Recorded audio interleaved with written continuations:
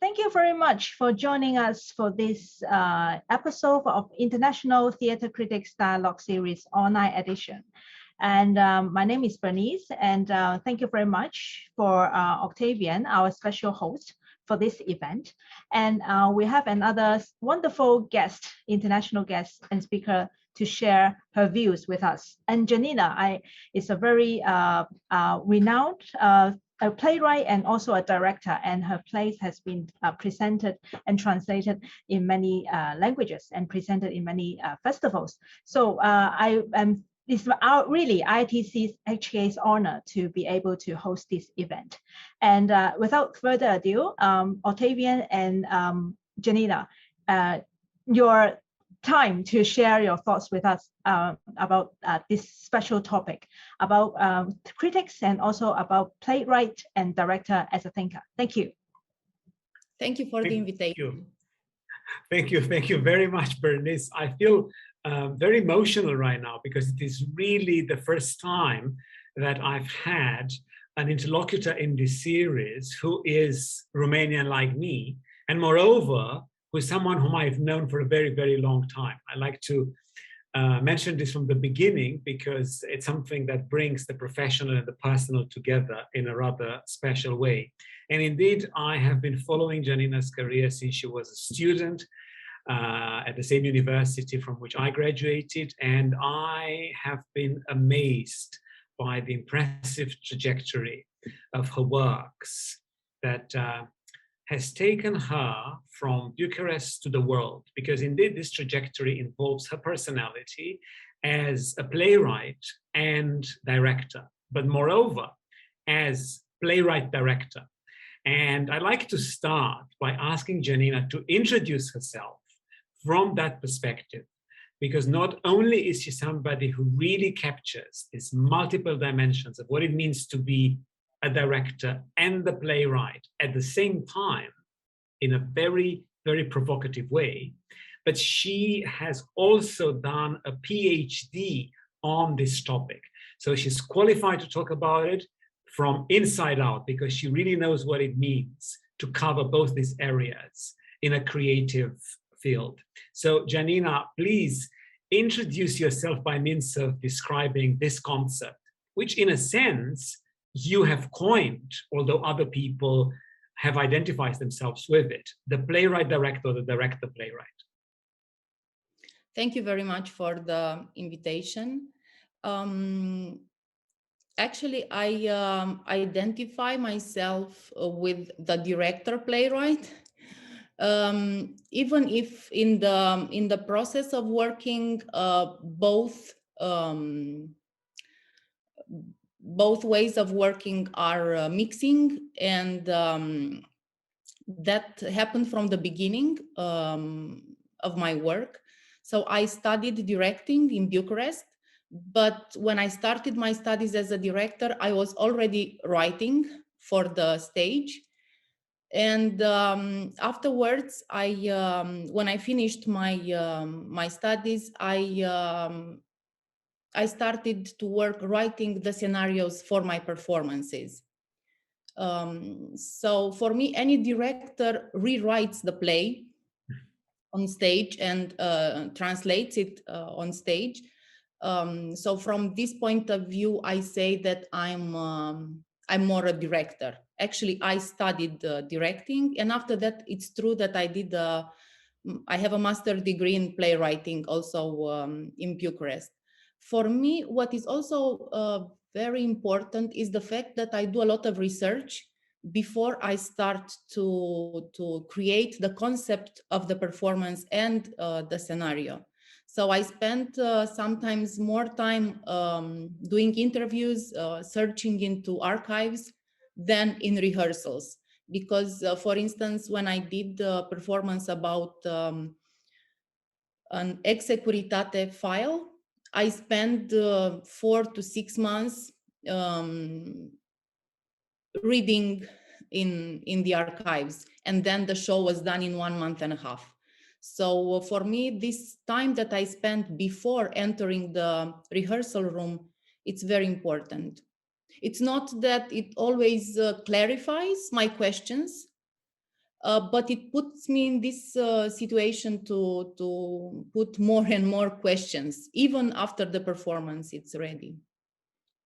I think I should invite you to take us all to that moment when you decided that you needed to create your own literary material, for want of a better word, because what you actually write is not literature per se. It's some kind of a performative script that is meant to be incorporated into the show as such. But please, if you don't mind, take us back to that moment when you first felt the need to work with your own material as a director. How did it happen? And what exactly prompted that desire to create something in writing that can then become the core of your show as such? I remember I was in my fourth year of studies as a director, and I realized that I don't want to go to work in a state theater in Romania at that time.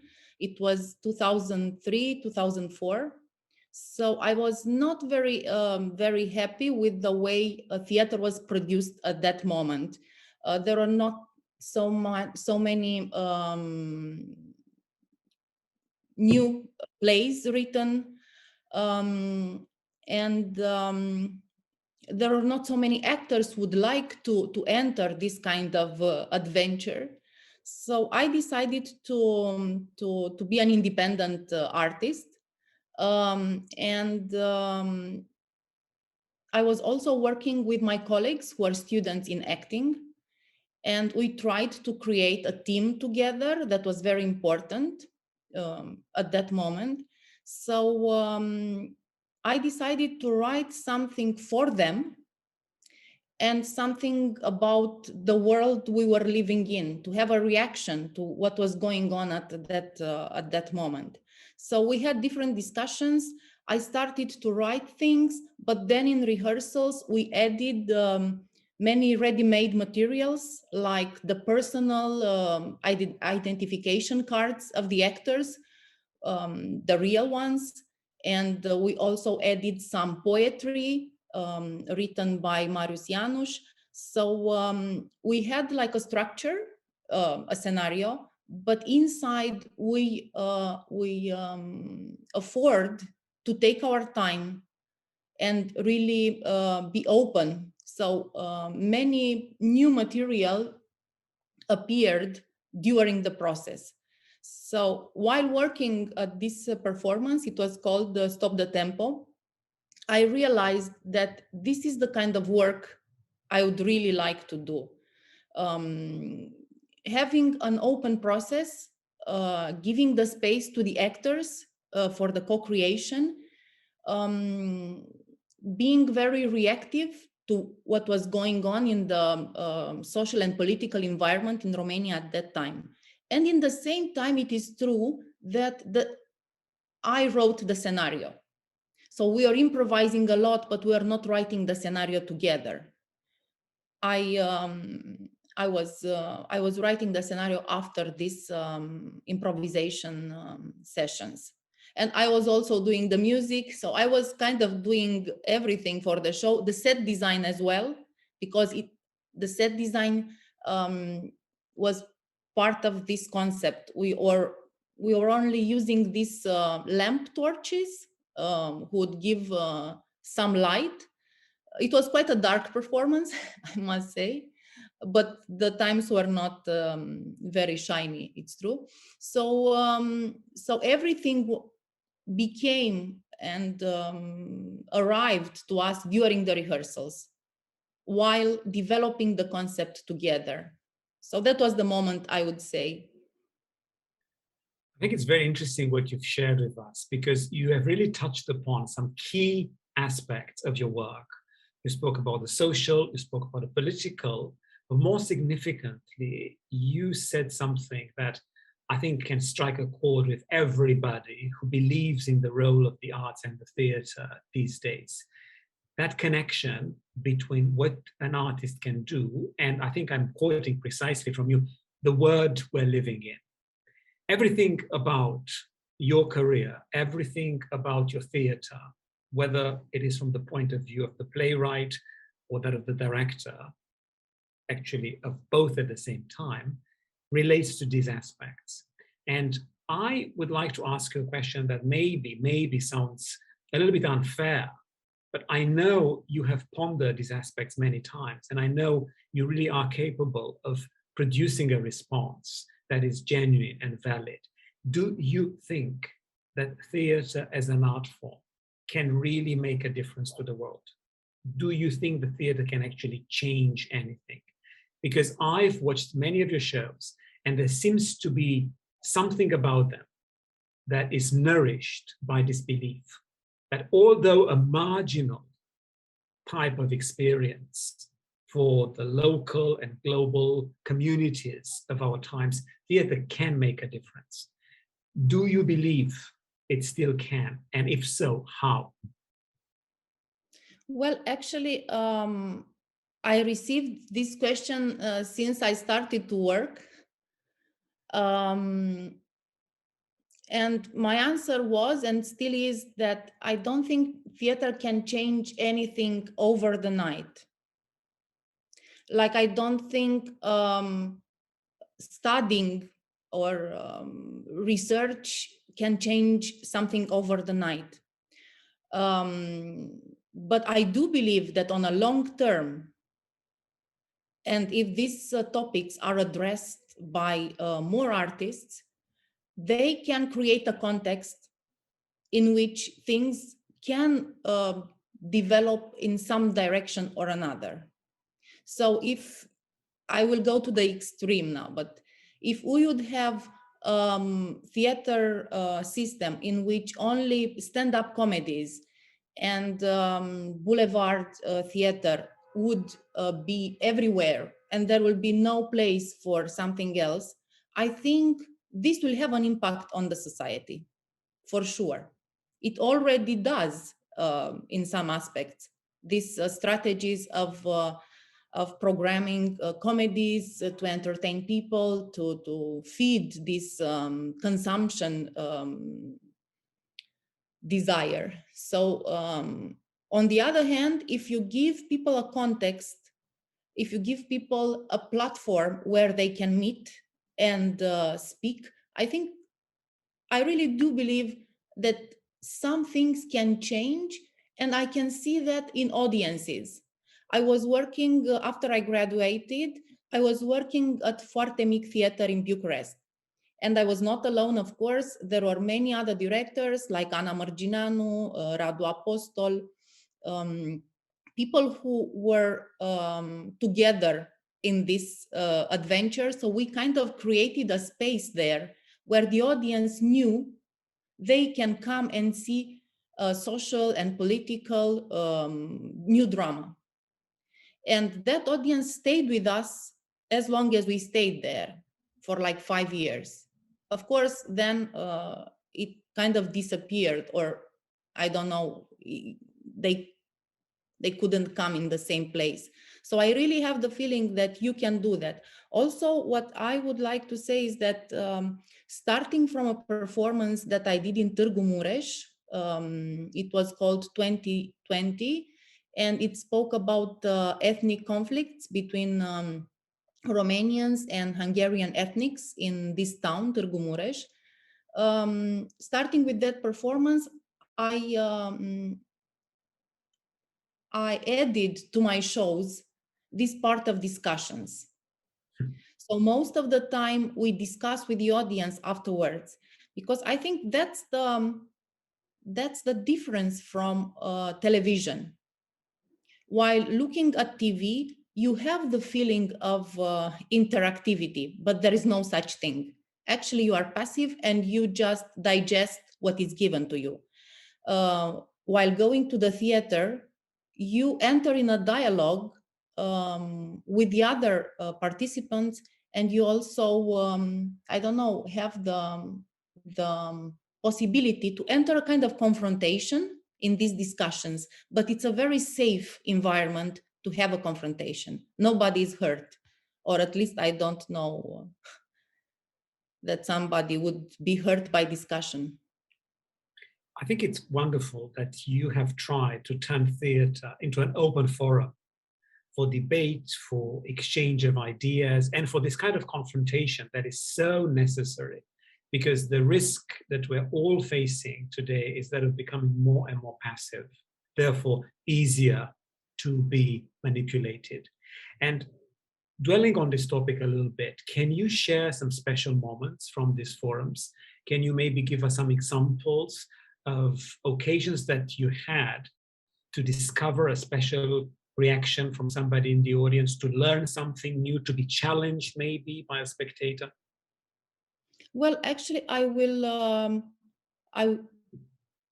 continue on this idea that started with 2020. I was doing this project in a town in Transylvania, in Romania, in which in 1990, there was a huge ethnic conflict with people dying, with people fighting on the street. Of course, the reasons of these conflicts were these waves of nationalism that the Eastern countries had to face after the the fall of the Iron Curtain. So I was in this town 20 years after this conflict. And actually, I'm not from there. I saw these images of the fights on TV when I was 11 years old, and I didn't understand anything. So for me, it was a way of going there and speak with these people who participated to try to understand what happened, what really happened. And we did like 70 interviews with people from the city and from the villages around who were involved in this conflict, from different communities, Romanians, Hungarian ethnics, but also Roma ethnics. So with people with different backgrounds, with people who are involved publicly, others who are not so visible. So we really tried to understand what was going on in that city. I must say that while we were working, there was a big pressure from the city. People knew we were working there, and they were always asking, how will we be represented? What side you will take? I was there not to take a side, but to raise some questions.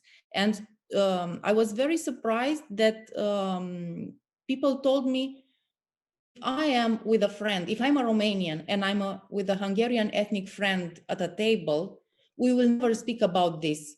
This is a trauma that we don't want to speak about. We want to leave it behind. So of course, it's good to leave behind all this, but then I think there is a moment when you have to speak about it and understand what happens in order to avoid it in the future. And our show was like 2 hours, and it would end with this question: but what do you think? In both languages, Romanian and Hungarian. And I did this because we wanted to continue with the conversation, not to stop and then start the discussion, but to have the discussion as a part of the performance in a way, the second part. So I can tell you that the show was like 2 hours, and we had discussions even of 3 hours afterwards, which for me was incredible. And I remember that in this show, we had bilingual translation, and it was in a round. The audience was sitting around the space and upper to see from above. And normally the Hungarian ethnics would go on one side and the Romanian ethnics on the other side, which showed from the beginning that this problem still exists in the town. And at the end of the show, we could sit together and mix and speak. And people needed to talk, actually, but they just needed a safe environment, not a discussion in a restaurant or at a family gathering, but somewhere where somebody else would mediate the discussion and don't let the confrontation become dangerous, let's say. And I remember that after we had our discussions with the audience, even our show became better. We were performing exactly the same situations. It's just that our thoughts and our interpretation was enriched by this experience of meeting more and more stories. So basically, probably we did another 100 interviews after we finished the performance. The research continued while presenting the show. And for me, I think that was the most touching experience, to see that you really have an impact. There were people who have never been to theater before. They came for the subject. They came to see how they will be represented in a theater performance, in a public event. And then, of course, I have other experiences in discussions because I usually touch topics, social and political topics that are, let's say, connected with the historical trauma, with some strong feelings. So it happens that people cry, but they want to speak. So it's not sentimental crying, but it's, I don't know, it's a reaction to something that it's really important and relevant for them. I think everything you're sharing now is relevant and touching at the same time, because you're really revealing something that is so important to you as an artist, but also as a human being, to work with people, and in a way, the most noble, unassuming sense, for the people.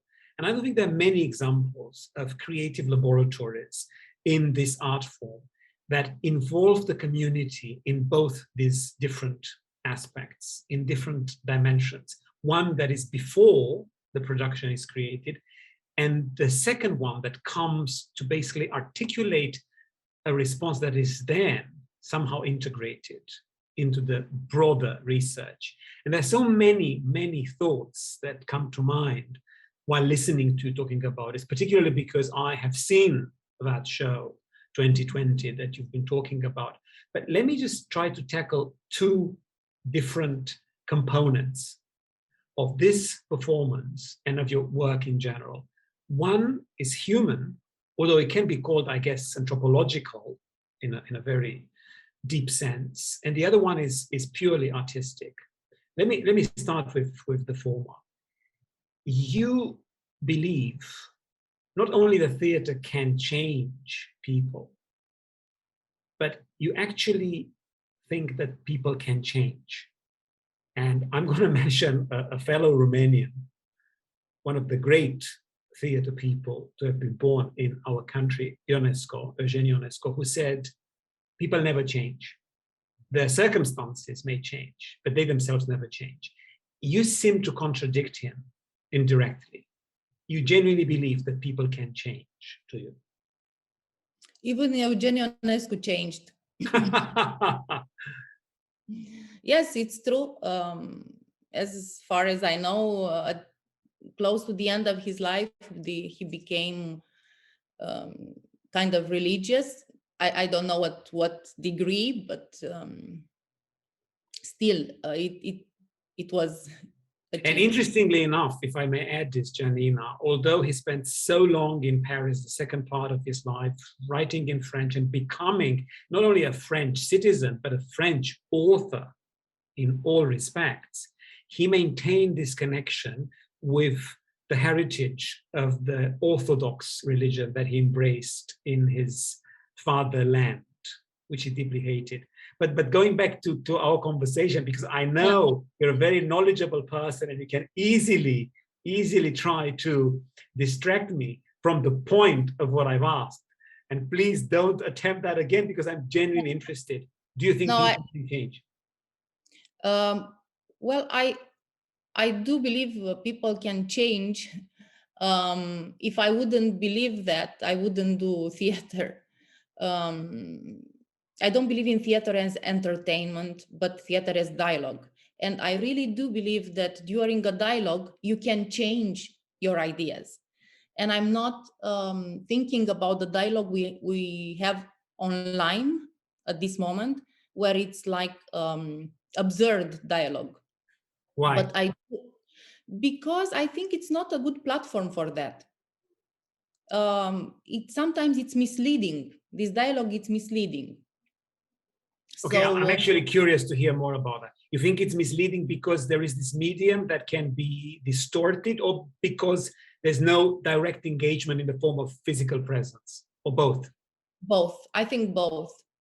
I see people, I'm reading comments of people who basically they have the same idea, but because the way they read each other, they arrive to some huge misunderstandings. It's just an example. I am sure that if they would be face to face, they would avoid that. And I think this idea of being anonymous somehow gives you more courage, which is an absurd courage, and it's not good for the dialogue. And I think even the way this system is built, it's to, I'm not saying something new, but it's to confirm your ideas and not to make you open to different other opinions. So I really do believe that we need this dialogue, and that's why theater is vital, because it can open this platform for discussion during which, yes, I think people can change. I think I can change my my ideas in a dialogue with arguments, of course. It would at least make me think from a different perspective. When you meet the other one and you see him in flesh and blood, it's impossible not to have empathy. It's impossible not to try to put yourself in somebody else's shoes. So yes, I think people cannot change very fast, but it depends to what they are exposed. If we think about programmation in theaters, when you do programmation for a theater, you are really thinking to challenge your audience and to make your own audience for that specific place. Every time I worked somewhere in any theater, the first question was, what's the audience? And then I would go to meet this audience through interviews, just walking through the city to understand the context I'm creating in. Because I really do think that it's one thing to create in New York, and another thing to create in Hamburg or Piatra Neamț or Bucharest or Sibiu. So you really have to know to whom you are speaking. And if you know to whom, you will calibrate your speech. I'm not saying to flatter the audience. I'm just speaking about trying to know the persons you are speaking to.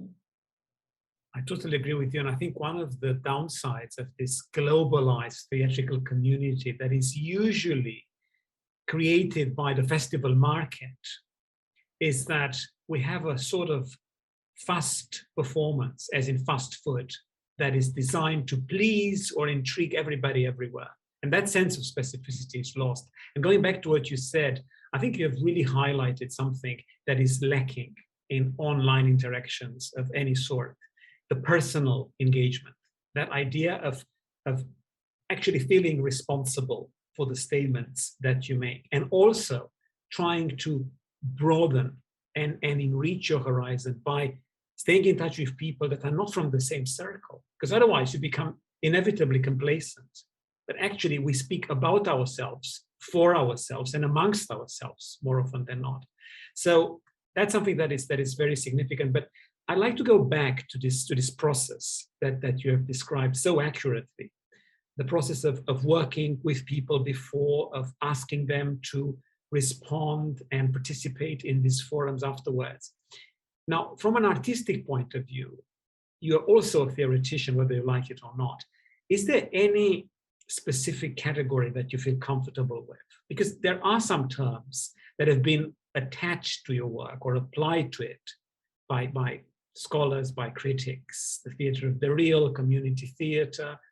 Is there any particular concept that you feel more comfortable with, or do you reject them all because you think what you do shouldn't be really labeled in that way? Very often, critics label my work as documentary. And I'm always trying to resist to this label because I'm not doing verbatim theater. I believe that I do a lot of research. I document my steps, but I'm doing fictional theater. So the type of process goes like this. My type of process. I start with research through interviews, through meetings with anthropologues, sociologues, many people who could give me a context. And then I gather all the material, and we speak a lot about this with the actors, set designer, video artists, musicians, and so on. Sometimes these people are even involved in the period of research. So they come with me and we do the interviews. Or they do the interviews by themselves, and then we gather all the material together. So the second phase is to meet everybody in the rehearsal, speak about what we have, and try to choose the relevant material for us. And also to build a common language about that particular topic, but also about the way we want to translate it on stage. That's very important. So on one hand, we have a lot of discussions. On the other hand, we do a lot of improvisation. And during this time, we develop the concept for the performance. Because for me, the concept of the performance comes before the scenario. I need to have in mind how this performance will look like, because words are just a part of this concept. The scenario is just a part. There are so many other things that are important, like the set, costumes, and lights, and everything. And only the third thing, it's the scenario coming after the improvisations. And then the scenario can change a lot during the rehearsals. Sometimes it changed even after the premiere. So it's a continuous work on this, on the way we speak. So I don't think I'm doing a documentary theater in the sense of trying to put pieces of reality on stage. Even if I do this sometimes inside the show, I use ready-mades or quotations, cultural quotations, and so on. But I usually try to do fictional stories. So you rely ultimately on the power of your imagination to turn all the stimuli that come from reality into a creative concept. Yes, that is the foundation of the show. I don't want to be misunderstood. I also think documentary theater, it's very creative because the montage, it's everything, and it's creation, it's creativity, and it can be very, very interesting and challenging.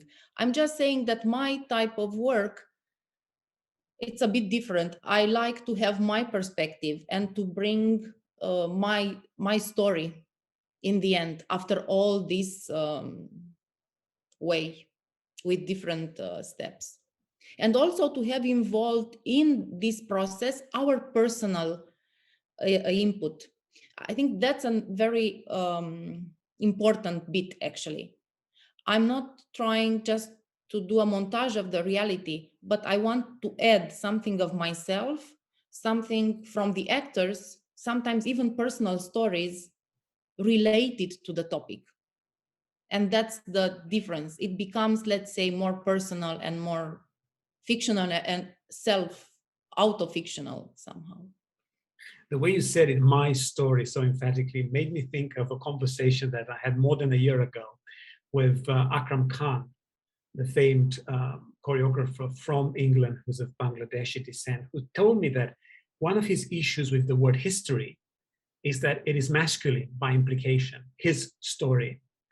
Whereas in the way you define it, my story is very, very personal and very intimate from the point of view of who you are as an artist, as an individual. And this brings us closer to something that I couldn't avoid talking to you about, which is your identity as a human being and as an artist. You are from Romania, you're based in Romania. It has to be said that now you run a theater in Romania, which when I initially heard shocked me completely, but then I got used to the idea that you became part of this establishment in a sense, because you want to subvert it, I believe. You want to change it. But I would like to invite you to maybe talk about these multiple perspectives. Romanian, European, artist working with others, but at the same time being in charge at a very, very individual level. Female artist, and also an artist that doesn't really emphasize gender in a very explicit way in what they do. Maybe a few words about the notion of your identity, the way you perceive it today. I know it's a very difficult topic to tackle for anybody, but again, it's also something that is very, very close to who you are, or at least who I think you are, from the point of view of my experience as a spectator and reader of your work. Well, actually, I'll go back a little to our first question and to my first show, Stop the Tempo.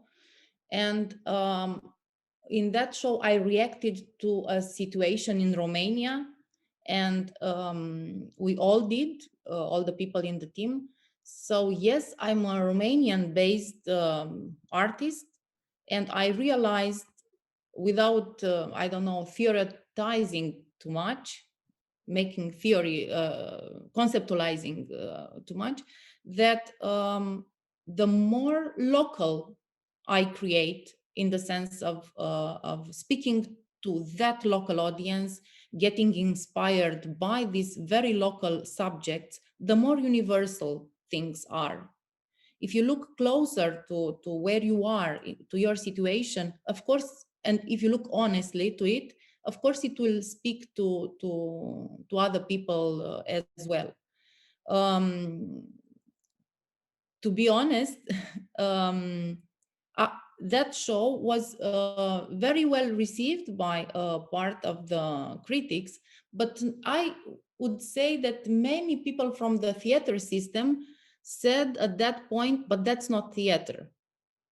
That's something else. So luckily, after this first show, I was invited to perform it abroad, and somehow my career as international director and playwright started very early. So I could have this distance from my Romanian identity, let's say. So I was always moving somehow, and trying to be as close as I can, but in the same time to take the distance. And I think this way of relating to my identity is defining me in a way. I'm always searching and always try to put myself in different contexts, to go closer to some subject and then to take a distance. As for the gender, I was always interested in subjects related to gender identity. My second performance, muddybaby.edu, spoke about the life of a very young woman in the years 2000, which were not very, how do you say, very easy for a woman.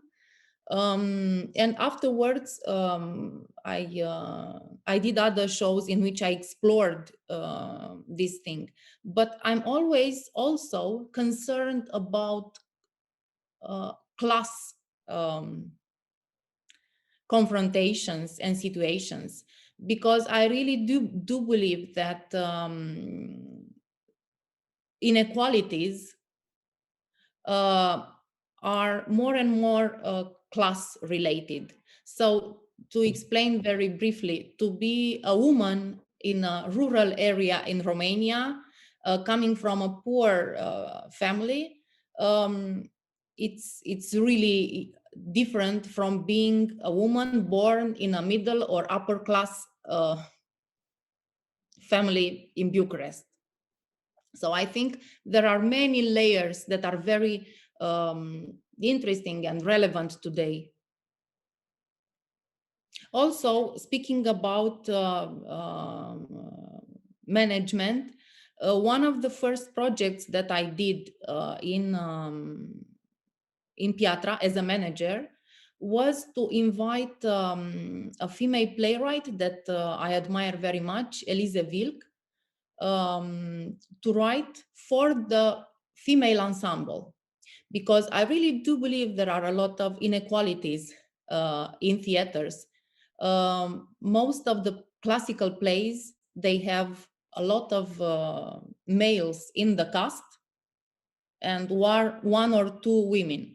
So I really wanted to change it in a very practical way, in a very visible way. So I invited this wonderful playwright to meet all the women of our ensemble and to write for all of them a performance. And she did a really, really great play called Feminin, which was directed by Eugen Jebeleanu. So I think if we speak about gender, if we speak about how do you build your identity, I think like very pragmatic things to be done beside the theory and beside the interventions. I think you have to do things.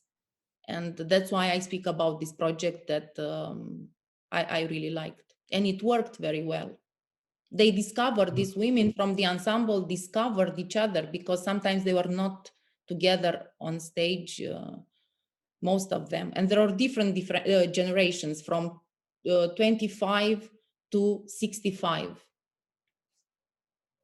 I think this process of discovery is so important for an ensemble, and it's something that is almost always lacking because the circumstances do not really favor it in a deep sense, not in a superficial manner of interacting for one particular performance or another. And I think that's what you have brought to the company. But going back to something that you've mentioned earlier on, I'd like to ask you not about your relationship with the critics, who you said weren't particularly favorable when you made your debut, but I'd like to ask you about something that is far more valuable, and that is the notion of critical thinking, which is sometimes missing from criticism as a very tragic paradox, but something that is always there in what you do. You have a critical perspective on reality, and I dare say on people in general. You base everything on research and on the desire to launch an inquiry into everything and everyone. You want to learn more, but you also have a certain value system according to which you assess situations, conversations, realities of different sorts. So in view of the title of our dialogue, which I chose as tribute to Eric Bentley, who wrote a book a few decades ago, The Playwright as Thinker, and the title is The Playwright as Critic, the Director as Thinker.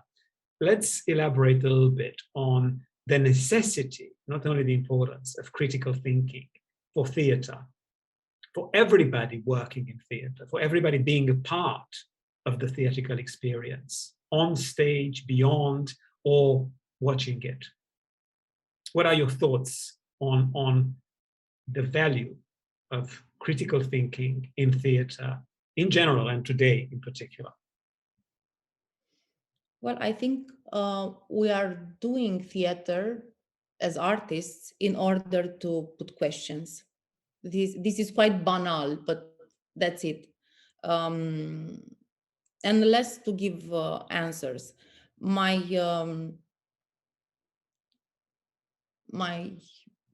point is to make people, is to try at least to make people think. I'm not so interested in raising emotions. I'm not very interested in this emotional result. Or at least I think that an emotional result comes out of this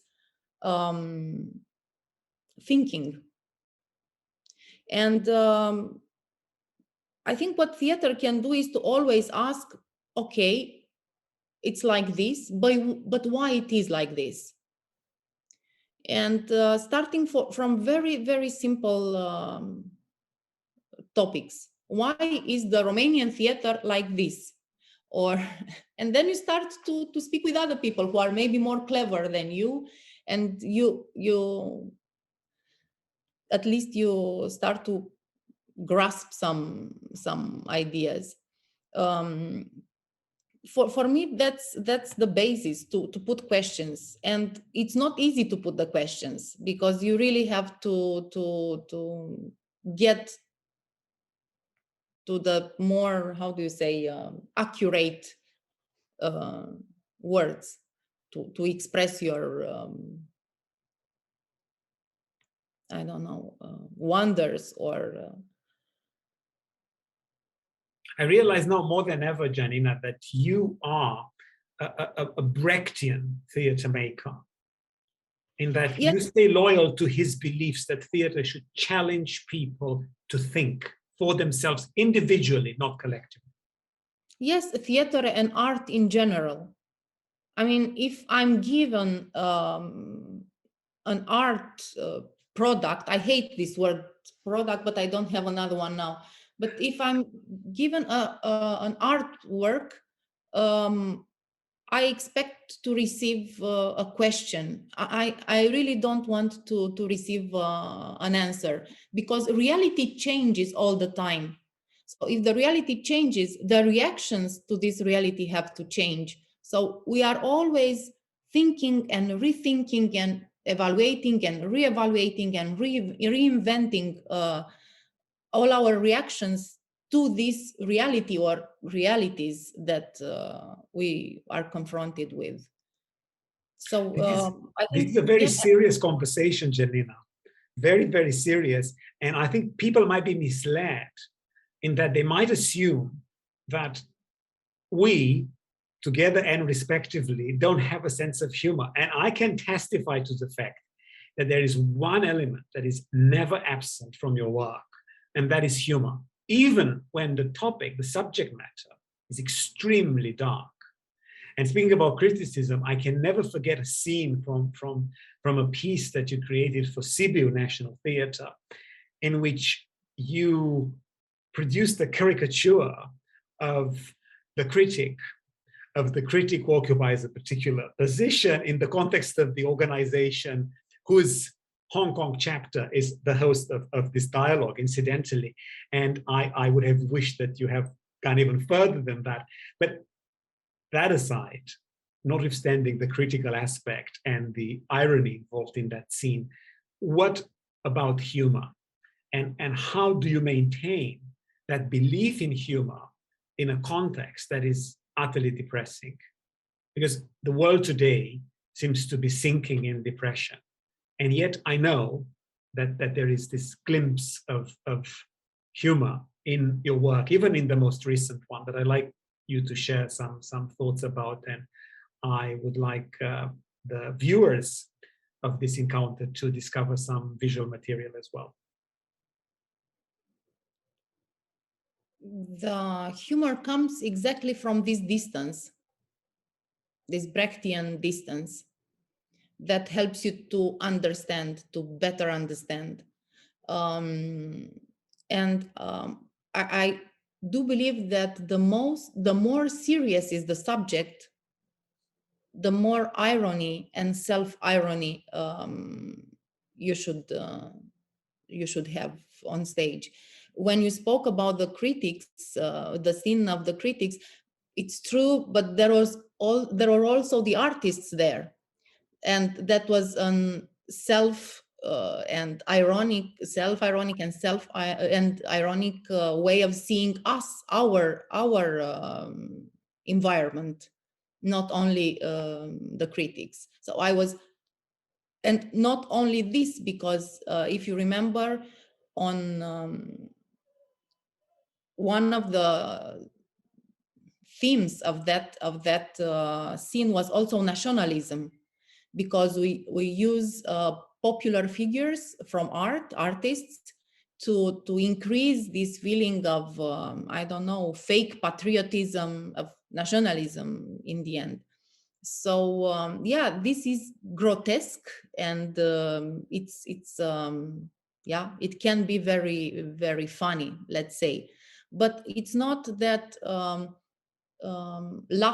entertaining laugh that I'm proposing, but it's laugh that gives me food for thought afterwards. Yeah, I think humor. Sorry, I think humor is important, because if we cry about some situation, this will not help us.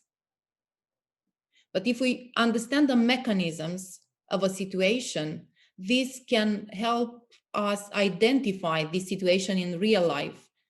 So I'm very interested when I do a performance, I'm interested in the mechanisms of reality. And that's why my shows are very rarely one-line narrative. There are usually more narratives mixing in the shows and offering different perspectives and trying to tackle the same topic from different angles. I've noticed that you go back to this theme that obviously interests you from many angles: nationalism, the fact that we witness an uprising of nationalism and extreme ideology in Europe, and not only. Are you concerned about that and about its effects upon theater and the freedom that theater should always encourage? I noticed even 10, 11 years ago, the beginning of this atmosphere. And I remember I also did a performance called The Tiger in 2012. And it was a moment when you could already see how it's growing. Now I've seen this performance staged by a Hungarian company from the state Hungarian theater in Oradea. And I realized that the play should have been even more somehow violent in its approach. I realized that the time, these 8 years, brought us to another reality. But I could feel that in the air at that time. And little by little, it became more and more obvious. And the play you mentioned, Solidarity, was done in 2013. And last year we had the first time in parliament in Romania after 30 years, like really an extreme right party. So it was a journey that we did together as society to arrive in this point. And yes, I am very concerned. I was always concerned. And now the problem is that it's everywhere. If we look Poland, we look Hungary, Germany, even Sweden. So it kind of became a global problem. And the explanations are interesting as well. That there's a lot of frustration. And it's exactly the moment when populist extreme right parties make their step change. Unfortunately, that's exactly the case.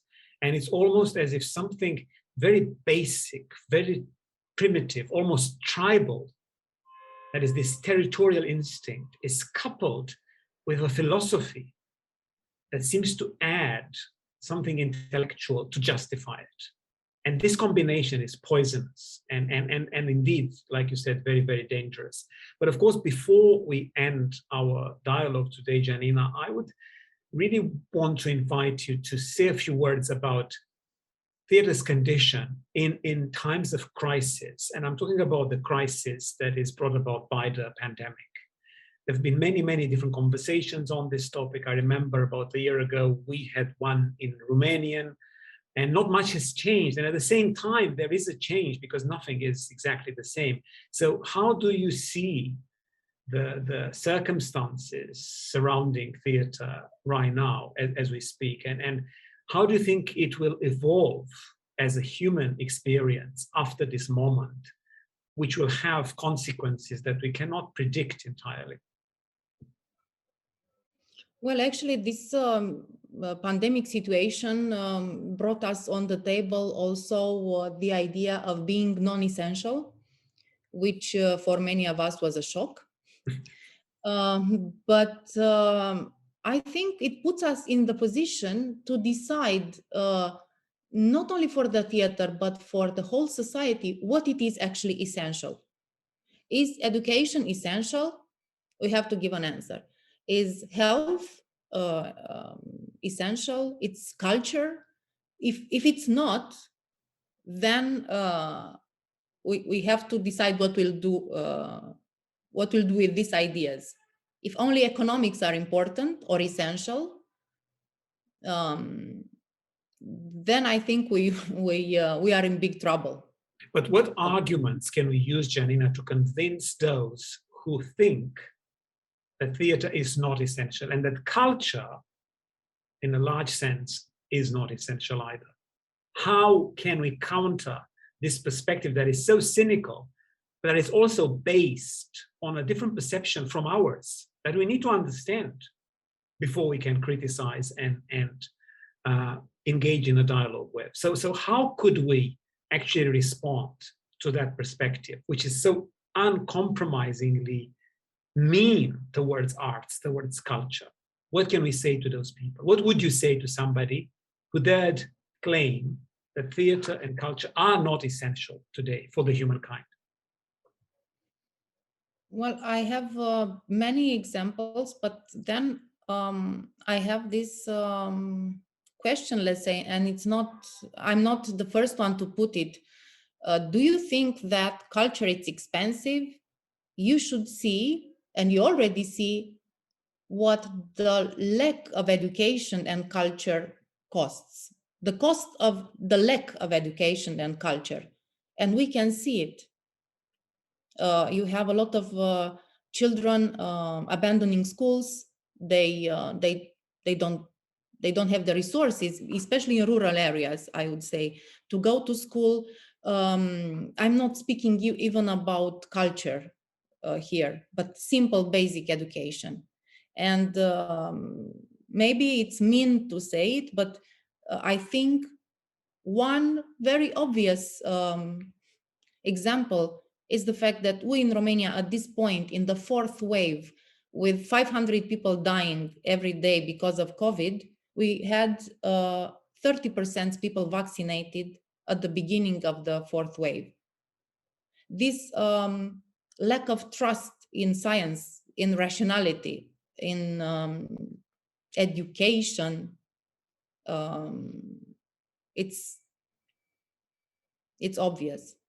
And I'm not saying here that only non-educated people don't vaccinate, but I'm speaking another kind of education here. There are many people with universities who didn't go to vaccinate, even doctors, But I'm speaking here about this kind of education that makes you understand that you are not just an individual, you are a collectivity.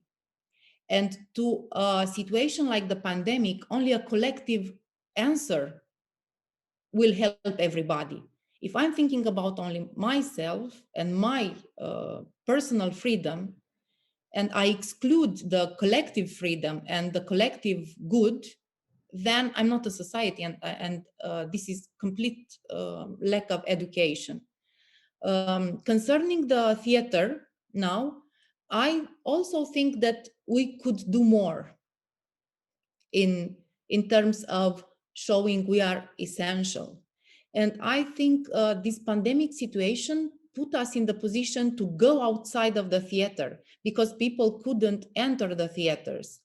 And there are many examples, not only in Romania, but everywhere in the world, where theater people decided to stay inside the theater and wait for the pandemic to disappear.